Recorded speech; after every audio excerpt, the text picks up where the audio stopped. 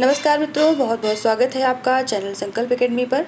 आज की इस क्लास में भक्ति काल की प्रेमाश्रयी शाखा से प्रश्नों को लेकर के उपस्थित हुई हूँ।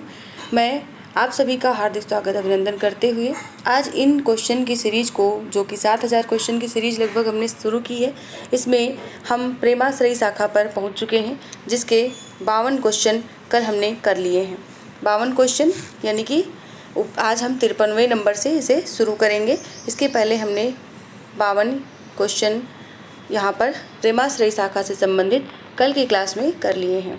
आप लोगों के व्यूज और आप लोगों के लाइक हमें बताते हैं कि आपको ये वीडियोस पसंद आ रही हैं और इस तरह से जो वस्तुनिष्ठ तैयारी हो रही है, इस पे आप लोगों को बेहतर तैयारी करने का मौका मिल रहा है। साथ में आपके सुझाव भी हमारे तक पहुंच रहे हैं।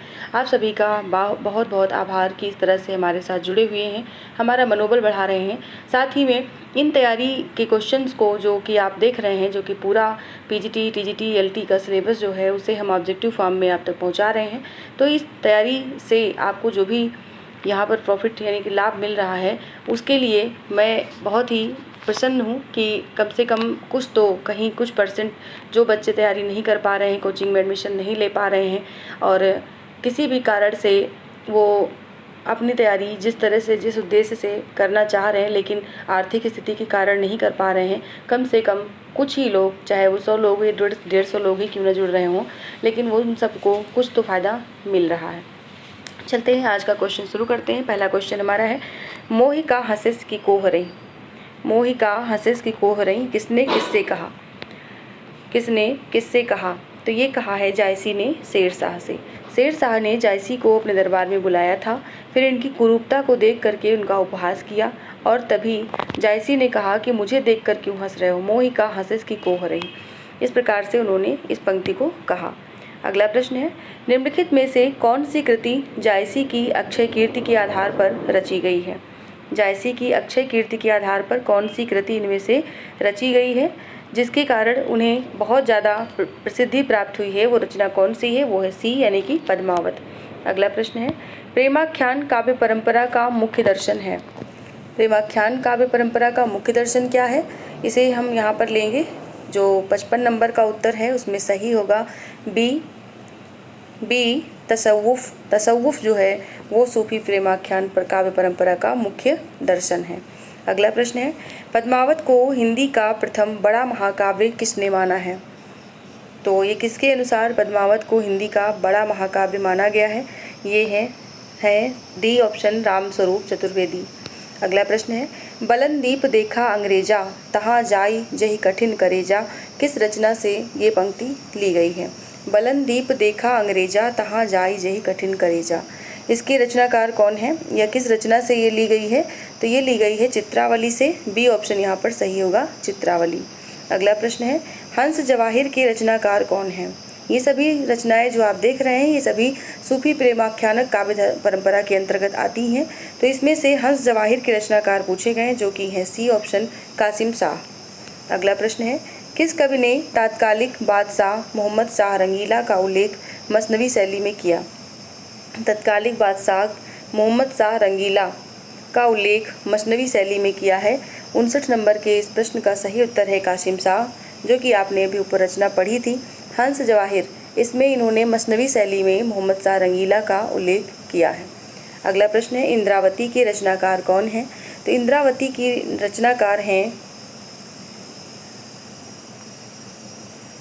यहाँ पर 60 नंबर का जो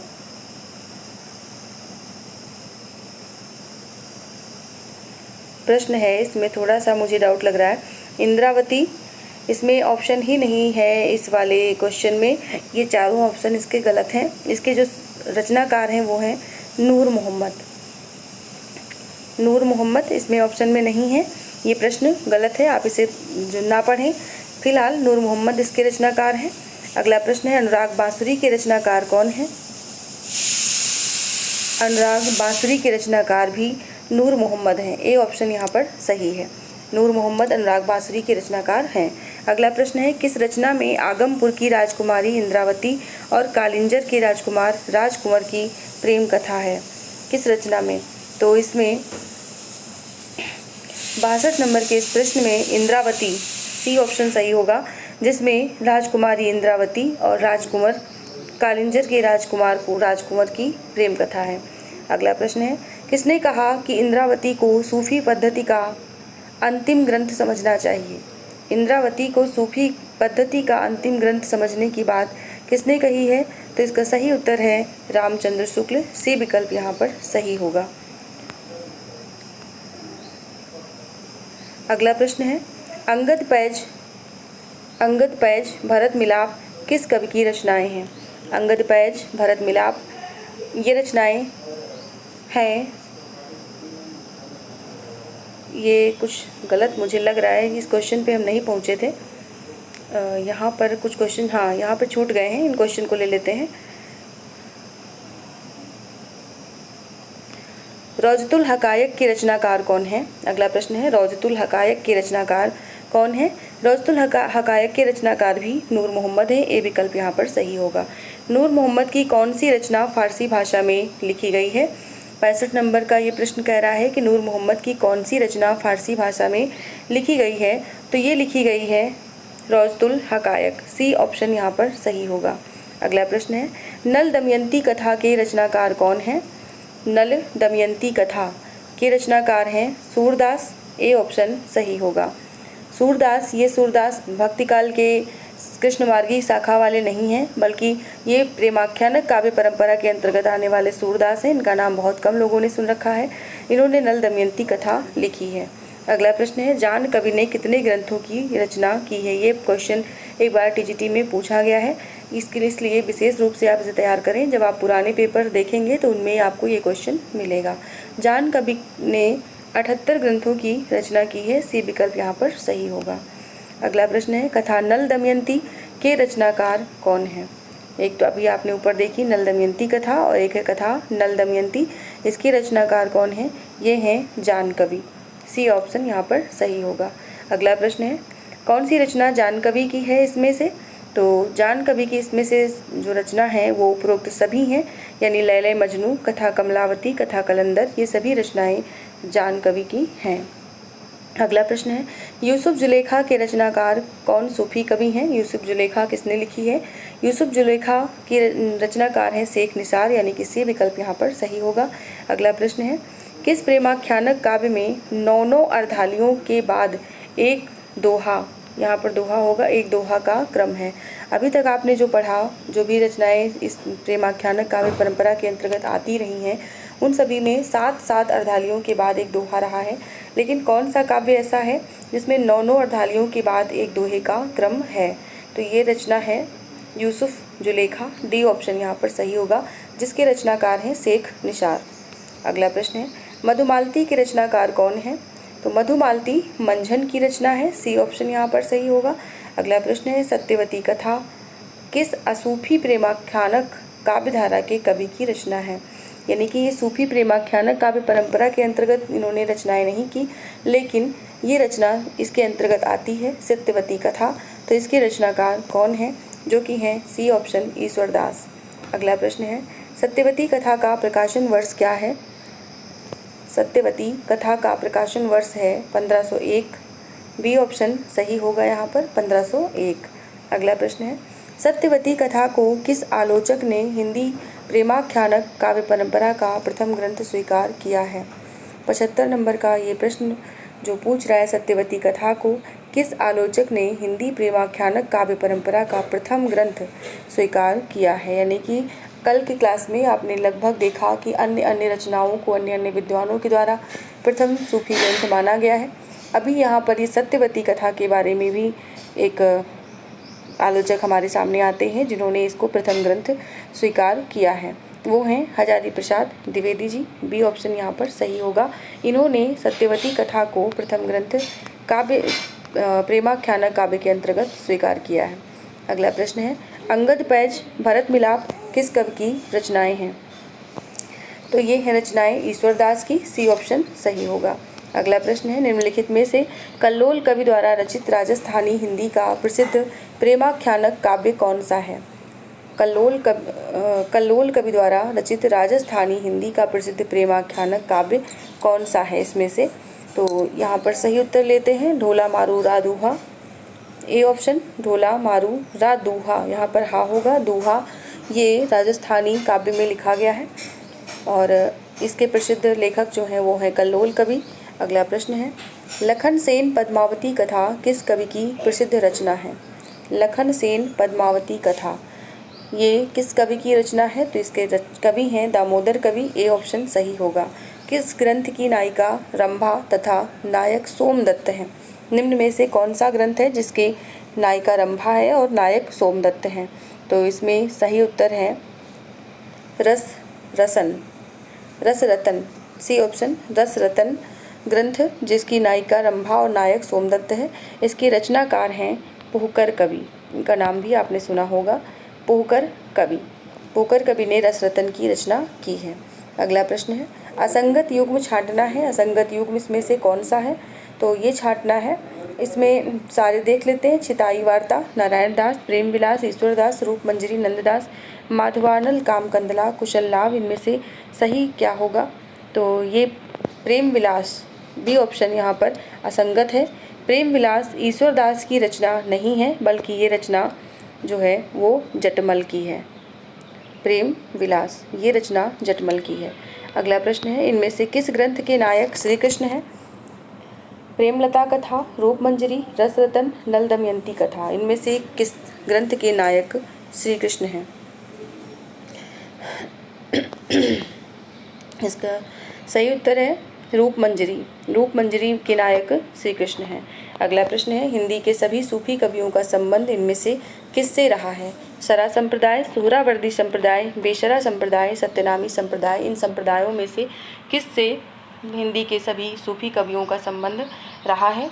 तो इन सभी का संबंध रहा है बेसरा संप्रदाय से। सी ऑप्शन यहाँ पर सही होगा। अगला प्रश्न है, आचार्य रामचंद्र शुक्ल ने ईश्वरदास कृत किस रचना को भक्तिकाल की किसी भी धारा में स्थान नहीं दिया? रामचंद्र शुक्ल ने ईश्वरदास कृत किस रचना को भक्तिकाल की किसी भी धारा में स्थान नहीं दिया है? वो रचना इनकी कौन सी है? तो ये रचना है सत्यवती कथा। ईश्वरदास की रचना सत्यवती कथा को भक्तिकाल में स्थान उन्होंने नहीं दिया है। अगला प्रश्न है, सूफी काव्य में किसके लिए पीर शब्द का प्रयोग किया गया है? पीर शब्द का प्रयोग किसके लिए किया गया है? तो ये किया गया है गुरु के लिए। ए ऑप्शन यहाँ पर सही होगा। गुरु के लिए पीर शब्द का प्रयोग किया गया है। सूफी साधना में इश्क मिजाजी का संबंध किससे है? 85 नंबर का ये प्रश्न कह रहा है कि सूफी साधना में इश्क मिजाजी का संबंध किससे है? तो इसका जो सही उत्तर है वो है लौकिक प्रेम। डी ऑप्शन यहाँ पर सही होगा। लौकिक प्रेम जो है वो सूफी साधना में इश्क मिजाजी के अंतर्गत आता है। इसका संबंध लौकिक प्रेम से है। अगला प्रश्न है, आखिरी कलाम के रचयिता कौन हैं? आखिरी कलाम, अखरावट, पद्मावत, ये सारी रचनाएं किसकी हैं? जायसी की। सी ऑप्शन यहाँ पर सही होगा, जायसी। अगला प्रश्न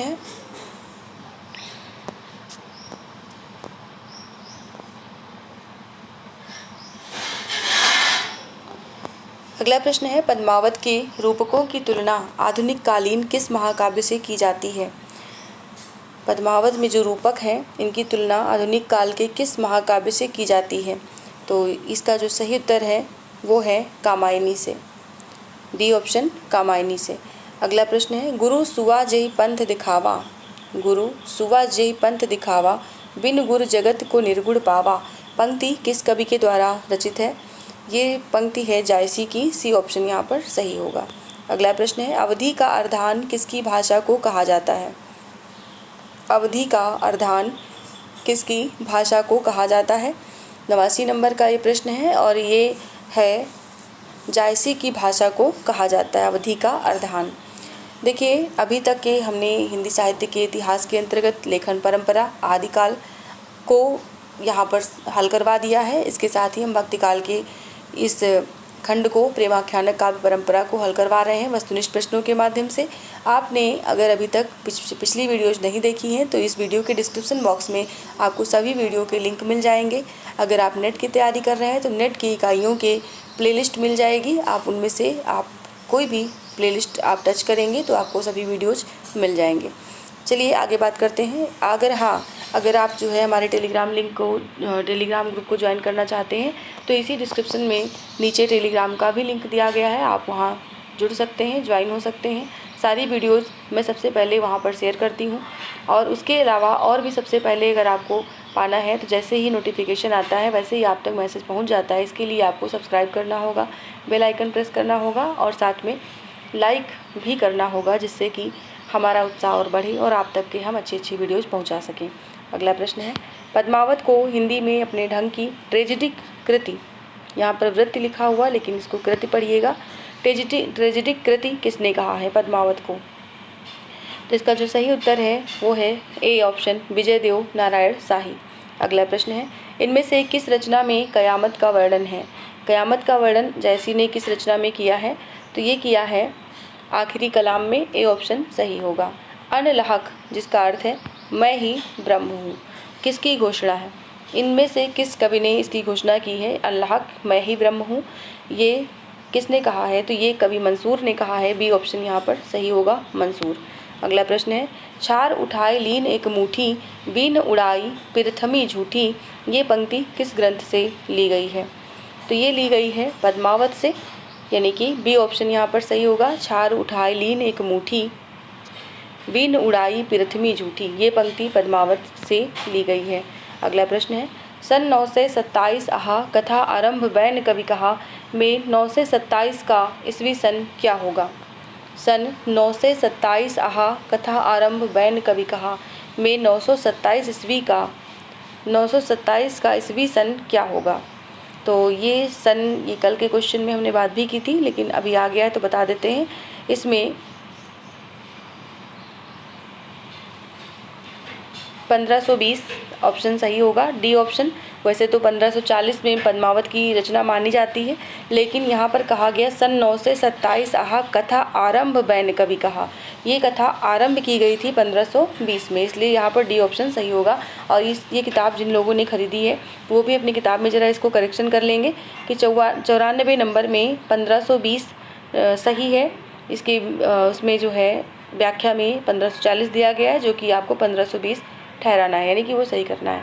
अगला ऑप्शन है, पद्मावत को समासोक्ति किसने कहा? पद्मावत को समासोक्ति कहा है रामचंद्र शुक्ल ने, से विकल्प यहाँ पर सही होगा। अगला प्रश्न है, पद्मावत को अन्योक्ति मानने वाले विद्वान कौन हैं? पद्मावत को अन्योक्ति, समासोक्ति, अन्योक्ति, ये दोनों ही प्रकार के प्रश्न आपके लिए बहुत महत्वपूर्ण हैं, इन दोनों को ही आपको ध्यान रखना है। 96 नंबर का जो सही उत्तर है वो है, एक मिनट, 96 नंबर में सही उत्तर है रामचंद्र शुक्ल। इन्होंने इसको समासोक्ति भी कहा है और अन्योक्ति भी कहा है। अगला प्रश्न है, मुल्ला दाऊद कहाँ के निवासी थे? मुल्ला दाऊद कहाँ के निवासी थे? ये निवासी थे रायबरेली के, सी ऑप्शन यहाँ पर सही है। मंझन कहाँ के रहने वाले थे? मंझन थे चुनार के, ए ऑप्शन सही है। कुतुबन कहाँ के निवासी थे? कभी कभी इनका स्थान भी पूछा जाता है, जन्म स्थान, तो इसलिए आपको ये ध्यान रखना है। 99 नंबर में सही उत्तर है जौनपुर, यानी कि डी ऑप्शन। जायसी कहाँ के रहने वाले थे? तो ये कहाँ के थे? ये रायबरेली के थे, जायस नगर के, डी ऑप्शन यहाँ पर सही होगा। अगला प्रश्न है, प्रस्तुत संप्रदायों और प्रवर्तकों में असंगत युग्म कौन सा है? सिख संप्रदाय नानक जी ने चलाया, निरंजनी संप्रदाय हरदास निरंजनी ने चलाया, वारकरी संप्रदाय जम्बनाथ ने, अद्वैतवाद राघवानंद ने। तो इसमें सही उत्तर क्या होगा? जो कि सही है, मतलब जो कि असंगत है, इसमें असंगत युग्म कौन सा है? तो असंगत युग्म को यहाँ पर पहचानना है, यानी कि जो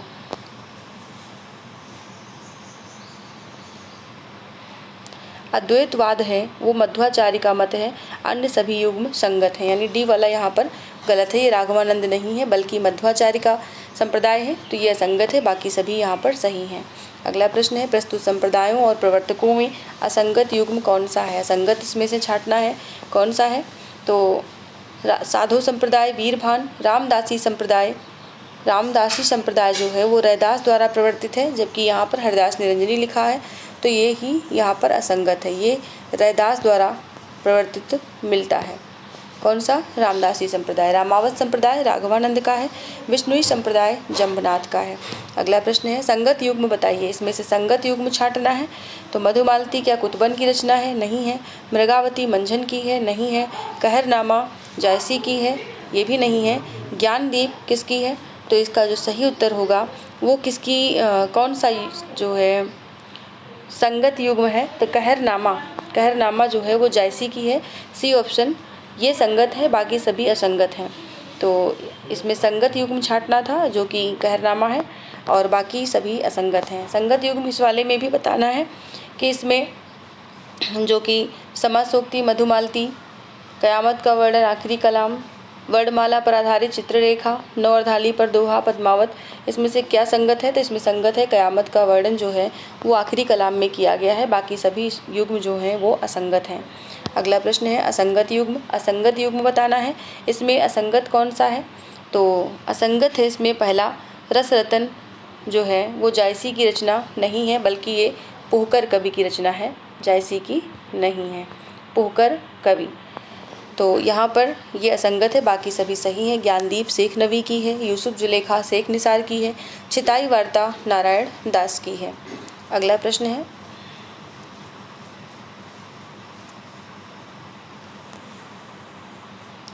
असंगत युग्म छांटना है। असंगत युग्म है इसमें सत्यवती कथा, ईश्वरदास, माधवानल कामकंदला, गणपति, मृगावती, उस्मान, अखरावट, जायसी, इनमें से कौन सा असंगत युग्म है? तो मृगावती जो है वो उस्मान की रचना नहीं है। सी ऑप्शन ये कुतुबन की रचना है मृगावती, इसलिए ये वाला विकल्प असंगत हो जाएगा, यानी कि मृगावती कुतुबन की रचना है, बाकी सभी सही हैं। इसमें सुमेलित करना है। सुमेलित करने में कौन सा किसके आगे आप सुमेलित करेंगे? चलिए हम पहले सुमेलित कर लेते हैं, इसके बाद इसका सही उत्तर देखते हैं। यानी कि प्रश्न जो है ये इसमें सभी क्रम को सुमेलित कर लेते हैं। मृगावती किसकी है? मृगावती है कुतुबन की, ठीक है, मधुमालती मंझन की, चंदायन मुल्ला दाऊद की, अखरावट जायसी की। तो अब देख लेते हैं, ए में 4 होना चाहिए। ए में 4 यहाँ पर पहले वाले ऑप्शन में ही दिख रहा है, यानी कि ये पहला वाला ऑप्शन ही सही होगा। ए यहाँ पर सही ऑप्शन होगा। अगला प्रश्न है प्रेमाख्यान काव्य परंपरा की प्रमुख रचनाओं का सही क्रम क्या है? सबसे पहले तो आपको इन रचनाओं के सन याद करने होंगे। इन रचनाओं के सन जो हैं याद होंगे तो ही आप इनको क्रम से लगा सकते हैं। तो जो सही क्रम है उसको ले लेते हैं और कोशिश रहेगी कि आपको इनके प्रकाशन वर्ष भी बता दिए जाएं, जिससे कि आपको ध्यान रहे और आगे इस तरह के प्रश्न जो है आप सॉल्व कर पाएँ अगर ये रचनाएँ पूछी जाती हैं तो 108 नंबर का जो सही क्रम है वो है चंदायन वाला, यानी कि ए विकल्प। चंदायन जो है वो प्रकाशित हुआ है 1379 ईस्वी में, 1379 में। उसके बाद आती है मृगावती जो कि है 1503 में। इसके बाद पद्मावत आती है, पद्मावत है 1540 में। और फिर है मधुमालती जो कि 1545 में। तो इस तरह से इन सभी रचनाओं के प्रकाशन वर्ष यहाँ पर दे दिए गए और सबसे पहले चंदायन, फिर मृगावती, फिर पद्मावती, फिर मधुमालती, यानी कि ए विकल्प यहाँ पर सही है। अगला प्रश्न है सूफी काव्य का उद्देश्य क्या है? सूफी काव्य का जो उद्देश्य है उसे हम सीधे उत्तर में ले लेते हैं। प्रेम निरूपण इसका उद्देश्य है, प्रेम निरूपण, इसीलिए इसको प्रेमाख्यानक काव्य कहा गया है। तो इसमें ए ऑप्शन सही होगा। अगला प्रश्न है जायसीकृत पद्मावत है, जायसीकृत पद्मावत इसमें से किस प्रकार का काव्य है? तो ये एक रूपक काव्य है। सी विकल्प यहाँ पर सही होगा, रूपक काव्य। अगला प्रश्न है रचना काल की दृष्टि से निम्नलिखित कृतियों का सही अनुक्रम है। इसमें से सही अनुक्रम बताना है। किस प्रकार से आप जो है घटते से बढ़ते क्रम में लगाएंगे। सबसे पहले कौन सी रचना इसमें से आएगी? तो ऊपर के प्रश्न के अनुसार अभी तक आपने इस रचना के प्रकाशन वर्षों को देख लिया होगा, इसमें से कौन सी आएगी। तो ले लेते हैं यहाँ पर सही उत्तर। सही उत्तर है ए ऑप्शन मृगावती। मृगावती जो है वो प्रकाशित हुई थी 1503 में। और उसके बाद आई ज्ञानदीप। ज्ञानदीप 1619 में प्रकाशित हुई है। और फिर इंद्रावती जो कि 1744 इसका प्रकाशन वर्ष मिलता है। और फिर अनुराग बांसुरी इसका प्रकाशन वर्ष 1764 मिलता है। तो इस तरह से मृगावती सबसे पहले आई, तो ये क्रम जो है इसका अनुक्रम ए वाला सही होगा। अगला प्रश्न है ए ही रूप एकती और सीयू एही रूप एकती और सीऊ, एही रूप त्रिभुवन कर जीऊ। त्रिभुवन कर होगा यहाँ पर, त्रिभुवन कर जीऊ। काव्य पंक्ति किसकी है? तो ये पंक्ति है जायसी की। ए ऑप्शन यहाँ पर सही होगा, जायसी। अगला प्रश्न है, हिंदू मग पर पाँव न राख्यो, काजो बहुते हिंदी भाख्यो। हिंदू मग पर पाँव न राख्यो, काजो बहुते हिंदी भाख्यो। काव्य पंक्ति किसकी है? तो इसका जो सही उत्तर है, इसको लेने से पहले मैं आपको बता दें, इसके जो इस पंक्ति के पंक्तिकार हैं उन्होंने ये उपालंभों का जवाब दिया था, क्योंकि वो हिंदी में रचना करते थे तो लोग उन्हें उपालंभ देते थे कि तुम मुसलमान होकर के हिंदी भाषा में रचना क्यों करते हो। तो उन्होंने कहा कि मैं जानता हूँ कि जानत है वह सिरजनहारा, जो कि है मन मरम हमारा, हिंदू मग पर पाँव न राख्यूं, काजो बहुते हिंदी भाख्यूं। तो उन्होंने ये जवाब दिया था और ये जवाब देने वाले हैं सी ऑप्शन, नूर मोहम्मद। इन्होंने हिंदी में रचना की तो इनको बहुत से उपालंभ मिले कि तुम मुसलमान होकर के हिंदी में रचना करते हो। यहाँ पर अगला प्रश्न है, निम्नलिखित प्रेमाख्यानकों को उनके नायकों के साथ मिलाना है। तो इसमें हम सीधे सीधे नायकों से मिलाते हैं कि इसमें कौन सा सही होगा। तो जो कि सत्यवती कथा है, इसमें जो नायक है वो है ऋतुपर्ण, दूसरा वाला यहाँ पर सही होगा ऋतुपर्ण। और फिर हैं इसमें रूप मंजरी में कृष्ण, श्री कृष्ण इसके नायक हैं। और फिर लोरिक, चंदायन में लोरिक नायक हैं और रतन सेन में सोमा। तो इस प्रकार से यहाँ पर आप इसको देख लीजिए। फिर हम अगले पेज पर चलते हैं इसके सही उत्तर को लेने के लिए। इसका जो सही उत्तर है कूट, इसका जो सही होगा वो सही होगा इसमें ए में 2 वाला, यानी कि पहला वाला। ठीक है, इसके बाद अगला प्रश्न लेंगे, इनमें से कौन सा कथन असत्य है? इनमें से कौन सा कथन असत्य है? सारे कथनों को हम यहाँ पर देख लेते हैं। शाही ने पद्मावत को त्रासदी कहा है। आखिरी कलाम में बाबर की प्रशंसा, यहाँ बराबर नहीं होगा, बाबर होगा, बाबर की प्रशंसा की गई है। पद्मावत में अन्योक्ति व समासोक्ति दोनों तत्व हैं। शुक्ल जी ने पद्मावत की प्रेम पद्धति को भारतीय माना है। इसमें से जो असत्य कथन है वो क्या है? तो ये असत्य कथन है डी वाला, शुक्ल जी ने पद्मावत की प्रेम पद्धति को भारतीय माना है, ये असत्य कथन है। बाकी सभी सही हैं। शाही ने पद्मावत को त्रासदी कहा है, आखिरी कलाम में बाबर की प्रशंसा है और पद्मावत में अन्योक्ति व समासोक्ति दोनों प्रकार के तत्व मिलते हैं। तो ये रहे आज के हमारे जो बचे हुए क्वेश्चन कल के वीडियो के रह गए थे, उसे हमने प्रेमाख्यानक काव्य परंपरा को यहाँ पर पूरा किया है। कल की क्लास में हम सगुण काव्य साहित्य पर पहुँचेंगे। इसके अंतर्गत हम राम काव्य धारा को लेंगे। राम काव्य धारा में जितने भी प्रश्न वस्तुनिष्ठ रूप में बन सकते हैं, ऐसा नहीं कहती कि बिल्कुल बस वही अंतिम होगा, ऐसा कुछ नहीं है, लेकिन ज़्यादा से ज़्यादा प्रयास किया गया है कि आपको जितने ज़्यादा प्रश्न प्रोवाइड करवा दिए जाएं वो अच्छा है। तो इस प्रकार से हम कल राम भक्ति शाखा को लेंगे और उसके अंतर्गत लगभग 50 प्रश्नों को आपके सामने पहुंचाने वाले हैं। ऐसे ही आप लोग जुड़े रहें, अपना सहयोग देते रहें, अपने सुझाव देते रहें, अपने मित्र मंडली में वीडियोज़ को शेयर करते रहें। प्रश्न अच्छे लगे हों तो लाइक करना ना भूलें। चैनल पर पहली बार आए हैं तो सब्सक्राइब ज़रूर करें। आप सभी से निवेदन है कि आप अपने समय को, क्योंकि रात 9 बजे ये रोज़ जो है वीडियो हम आपको दे रहे हैं, खासकर भक्ति काल जो हम देंगे वो सोमवार से शनिवार को देंगे, यानी कि पूरे जो है 6 दिन। तो सोमवार से शनिवार रात 9 बजे आपको भक्ति काल पर ये वीडियोज़ मिलेंगी। तो आप सभी की उपस्थिति अनिवार्य है और अगर उस समय नहीं देख पाते हैं तो बाद में देखें, तो आप जो है अपनी जो वस्तुनिष्ठ तैयारी है इसको पूरा कर सकें, खासकर पीजीटी, टीजीटी और एलटी के लिए। हाँ, ये क्वेश्चन अपना महत्वपूर्ण योगदान नेट की परीक्षा में भी देते हैं, लेकिन नेट के पूरे पाठ्यक्रम पर ये क्वेश्चन आधारित नहीं है। आधे यानी कि 50-60% तक तो आपको क्वेश्चन यहीं से मिलेंगे। उसके बाद जो है जब हमारा ये कोर्स ख़त्म हो जाएगा, ये हिंदी सम्यक समाधान सीरीज लगभग 7000 प्रश्नों को जब हम ख़त्म कर लेंगे, सारे कोर्स को टच कर लेंगे, तब हम हिंदी नेट पर जो है आपको वीडियोज़ प्रोवाइड करेंगे। फ़िलहाल अभी हम सिर्फ इसी पे फोकस कर रहे हैं। तो उम्मीद है आप सभी को वीडियोज़ पसंद आ रही होंगी। आगे भी ऐसे ही बने रहें आप सभी लोग। कल रात 9 बजे फिर से मिलते हैं। आप सभी को बहुत बहुत धन्यवाद और आभार।